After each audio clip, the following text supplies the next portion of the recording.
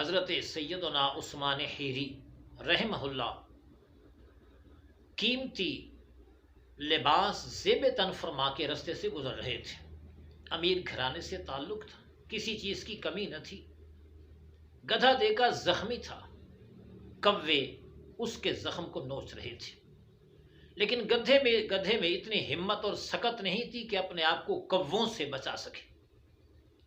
حضرت عثمان حیری کو اس بے زبان جانور پہ ترس آیا۔ قیمتی جبہ، ریشمی جبہ اتار کے اس گدھے کے اوپر ڈال دیا اور سر کا قیمتی امامہ اتار کے زخم کی پٹی لگا دی۔ آگے چل دیے۔ رب کو اس کی یہ ادا پسند آ گئی، اور جب پسند آ گئی حضرت عثمان حیری حضرت یحییٰ بن معاذ راضی رحمہ اللہ کی محفل میں چلے گئے، اور وہاں جب گئے تو پھر ان کو صحبت مل گئی، ان کو شاگردی مل گئی، تلمذ مل گیا، تو نتیجہ کیا ہوا؟ عارف کامل بن گئے۔